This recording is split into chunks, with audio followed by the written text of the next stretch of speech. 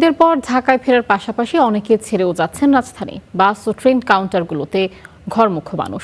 এ বিষয়ে জানাতে Gabtali bus terminal থেকে যুক্ত হচ্ছেন সহকর্মী আতাউর।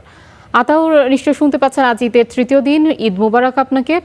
গাবতলী বাস টার্মিনালে ভিড় কেমন দেখছেন যাত্রীদের, এবং যাত্রীরা আসছেন, ঢাকায় আসা যাত্রীদের ভিড় বেশি নাকি ঢাকা ছাড়া যে যাত্রীরা আছেন তাদের ভিড় বেশি? প্রথমে আপনাকে ঈদ মোবারক। আজকে ঈদের তৃতীয় দিন, তো যেরকমটি বলছিলেন যে ঈদের তৃতীয় দিনেও ঢাকা ছেড়ে যাচ্ছেন মানুষ, সেই সাথে ঢাকায় ফিরতেও শুরু করেছেন ইতিমধ্যে মানুষ। আমরা এখন রাজধানীর গাবতলীতে রয়েছি, যেখানে ঢাকাতে প্রবেশের একটি মুখ সেইখানে আমরা দেখেছি বেশ কিছু যে ঢাকাগামী যে বাস রয়েছে তার কয়েকটি বাস এসে ইতিমধ্যে সকাল থেকে দাঁড়িয়ে আছে, যেগুলো ঢাকার দূর থেকে এসেছে। বিশেষ করে আমরা দেখেছি কুড়িগ্রামের বাস, রংপুরের, এবং সেই সাথে রাজশাহী, চাপায়ের যে উত্তরবঙ্গের বাস রয়েছে সেগুলো ঢাকায় এসে অপেক্ষা করছে। তো তারা যেটি বলছিলেন যে এই বাসগুলো আসলে সাধারণত রাতের যে যাত্রীরা রয়েছে তারা রাত্রে রওনা দিয়েছেন, সকালে ভোর নাগাদ প্রায় 5টা-6টা বাজে তারা এসে পৌঁছেছেন। তো এরপরে যে বাসগুলো রয়েছে অনেকেই হয়তো আজকে সকাল থেকে রওনা দেওয়া শুরু করবেন, সকাল থেকে রওনা দেওয়া শুরু করে বেলা 11টা 12টা, এরপরে দুপুর নাগাদ অনেকে এসে পৌঁছবেন। কারণ অনেকের হাতে আজকের দিনটি ছুটি হিসেবে রয়েছে, তারা অনেকেই আগামীকাল থেকে মূলত যে কর্মস্থল রয়েছে সেখানে যোগদান শুরু করবেন। বিশেষ করে ব্যাংক বা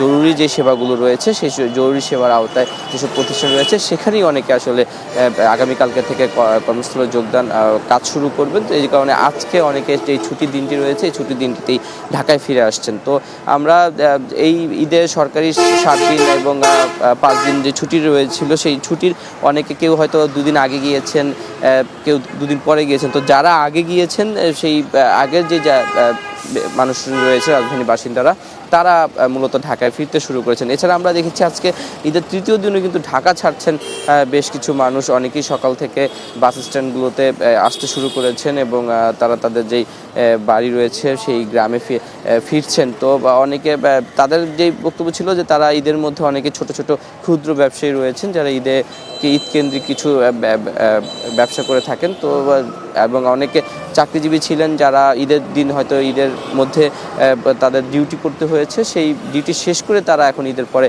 যারা ছুটিতে ছিলেন তারা ফিরতে শুরু করেছেন। তাদের বিপরীতে এখন নতুন করে তারা আবার যাচ্ছেন। তো সেই তারা গেলে হয়তো যারা ফিরতে শুরু করেছেন এর মধ্যে বেশ কিছু দিন তারা হয়তো থাকতে পারবেন। পরে আমরা আশা করছি তারা যেটা জানাচ্ছেন বা বাস মালিকরা যেটা জানাচ্ছেন, তারা যেটা বলছেন যে হয়তো এই সপ্তাহ নাগাদ শেষ হবে। এই সপ্তাহ শেষ হওয়ার পরে আগামী সপ্তাহ থেকে হয়তো রাজধানীতে যেই এখন যারা যাচ্ছেন তারাও আগামী সপ্তাহ থেকে ফিরতে শুরু করবেন। তো ঈদে আসলে সাধারণত আমাদের যেই উৎসব এই দেশের, সেই বড় উৎসবের মধ্যে দুটি হচ্ছে, একটি ঈদ উল ফিতর, একটি ঈদ উল আজহা। তো রাজধানীর বেশিরভাগ মানুষ আমরা যদি বলে থাকি যে কর্মের জন্য আসলে জীবন পরিচালনার জন্য ঢাকাতে এই রাজধানীতে বসবাস করেন, বিশেষ করে একদম শহর কেন্দ্রিক।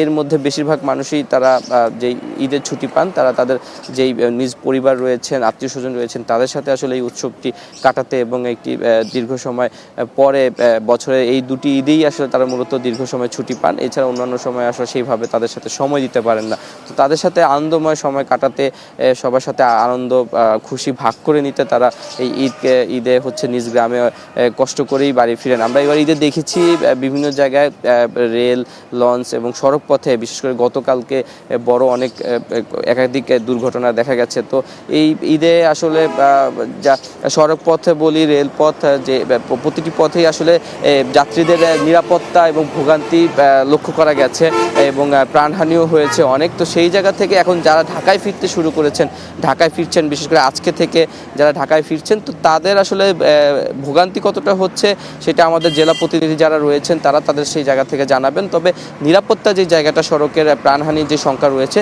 সেই জায়গাটা আসলে প্রতিটি সড়কে যে প্রশাসন বা অন্যান্য যে আইনশৃঙ্খলা বাহিনীর কর্মীরা রয়েছেন তাদেরকে সেই জায়গাটা নিশ্চিত করতে হবে এবং তাদেরকে সেই জায়গাটা নজরদারির জোর দাবি জানিয়েছেন যাত্রীরা। তো এই ছিল ঢাকায় ফেরা মানুষের সর্বশেষ তথ্য।